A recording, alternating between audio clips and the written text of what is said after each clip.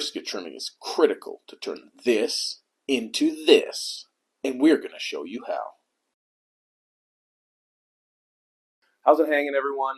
It's Adam from the Grilling Dad, and today we're going to walk you through our step-by-step process for trimming briskets. In my humble opinion, brisket is the holy grail of barbecue.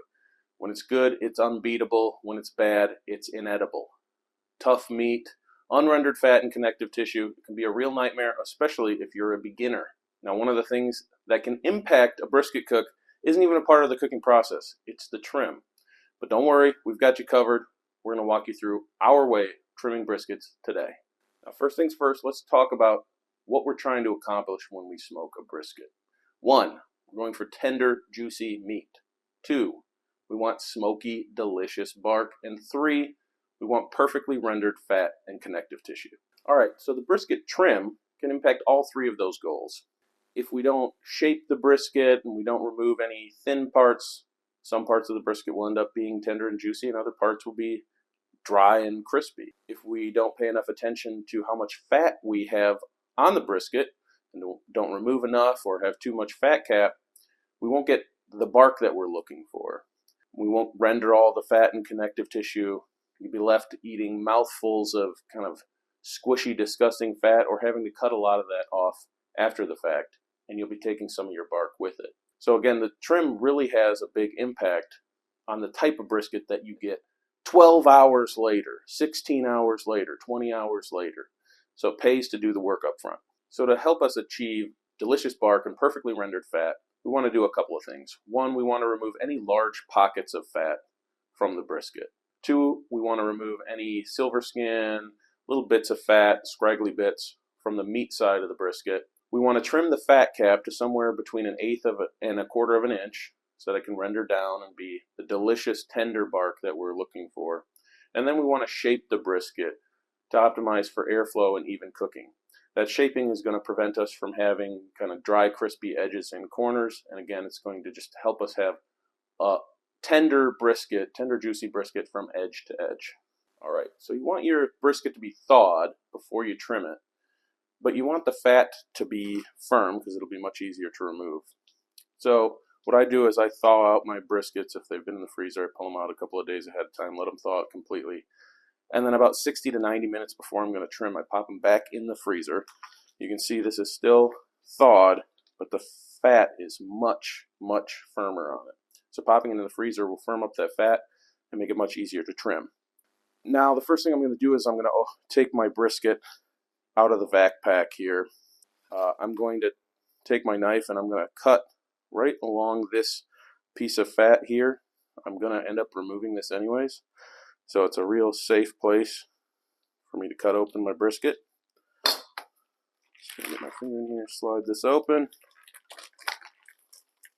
All right, now we've got meat side up, fat cap down. Got this thing pretty well patted dry. Now this is the piece of fat that we opened the packaging on. This is a big chunk of decal fat, and so we're going to try to remove this. Now a lot of times you can see this kind of wants to just pull away, and so if you pull at it a little bit, you can at least get this started and just kind of work along it here, trying to take as little meat with this as possible, but you want to try to remove this whole chunk.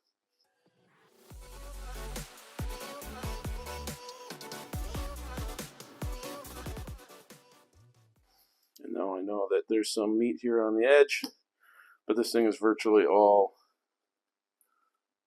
fat. All right, next we're going to work to remove kind of all this, as much of the silver skin and some of these little fat chunks as possible. When we're working on this, 1, it can be helpful to get your hand underneath it so you can kind of cut off the bulge, as it were.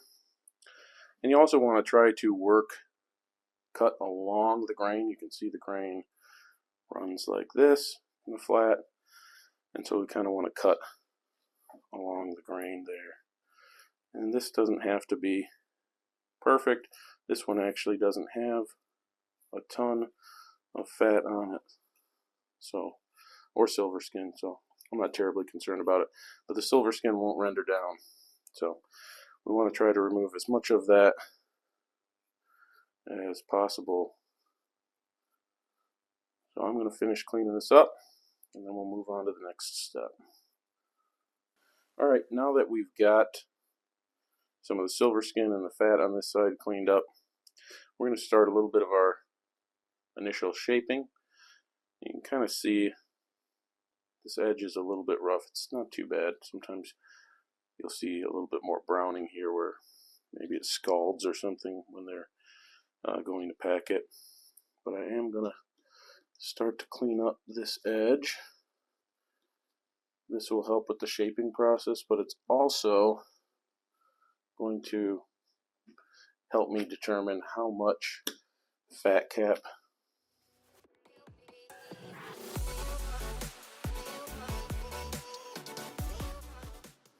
you can see I probably have about a ½ inch of fat there.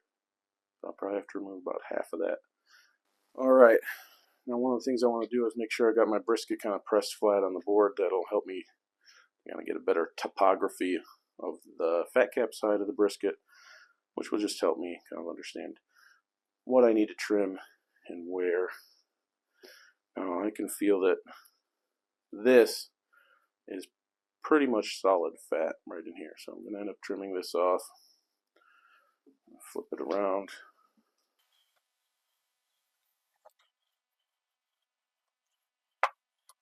Again, that's just solid chunk of fat.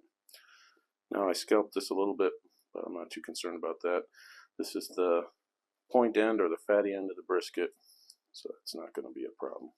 Now this brisket doesn't have much of a mohawk to speak of, so this is kind of where it would be, and I'm going to trim this off because it's kind of scraggly looking, but I can feel too that there's a seam of fat right in front of this, so I'm going to do my best here to try to slice that out. And again, 100% fat. I'm going to take my knife and just start to work this mohawk down a little bit. Again, not much of a mohawk. Alright. Might do a little bit more fine tuning here, but pretty much ready to start taking off layers of the fat cap. So again, want somewhere between 1/8 and 1/4 inch. Take it off little by little. That'll reduce the risk that you're going to scalp it. Help you get a little bit more control here. And you should be able to kind of feel, like I can't even see, but I bet this is, yeah, I mean I can feel it. It's so firm here, I know I got to take it down. Whereas right in this area, I don't think I'm going to have to take that down much at all. I can just feel it's thinner in there. A little bit thicker in through here.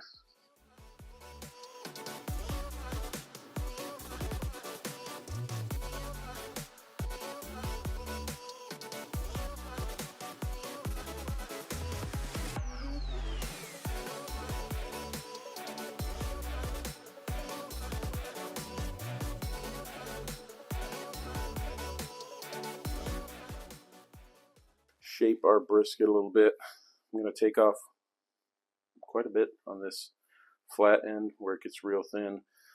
This will just dry out and get crispy. This is far more fat cap than meat here.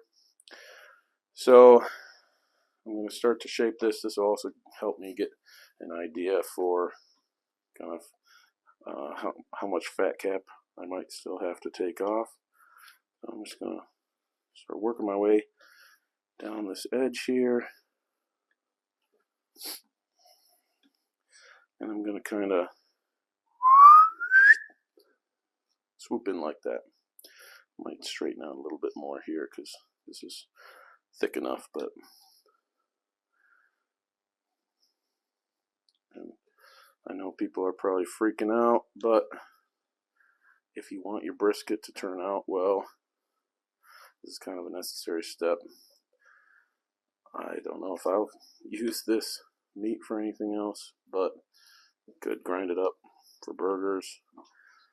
You could use it for sausage.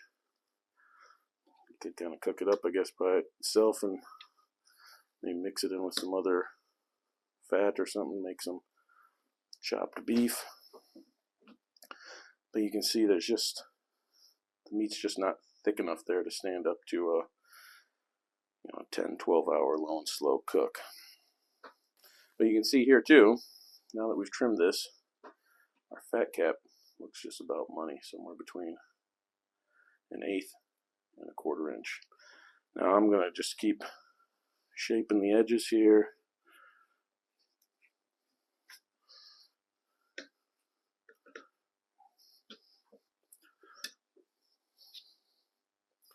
You can see here, I still got quite a bit of fat. I don't know if I'm going to try to dig that out or not. I'll probably just kind of try to swoop some of it out.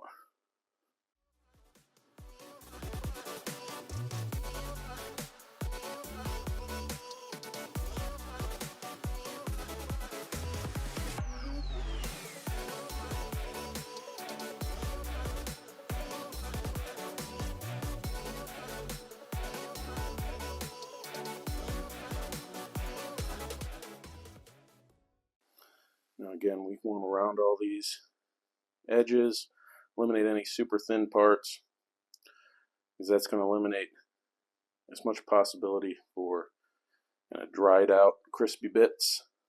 Crispy bits are good for smash burgers, but they're bad for briskets. I think this is just about ready to go. I'm going to do maybe some little fine tuning here, and then we'll be good. That's it, we're done. This brisket is all trimmed up and ready to go. Now it's ready to have some rub applied. I'm going to smoke this later tonight through to tomorrow. With a little bit of practice, you'll be able to pick up this trimming process and be a pro in no time. If this video was helpful, please be sure to like and subscribe so you can stay up to date on all the latest content from the Grilling Dad. Remember, it's all made by dads for dads. Thanks for watching.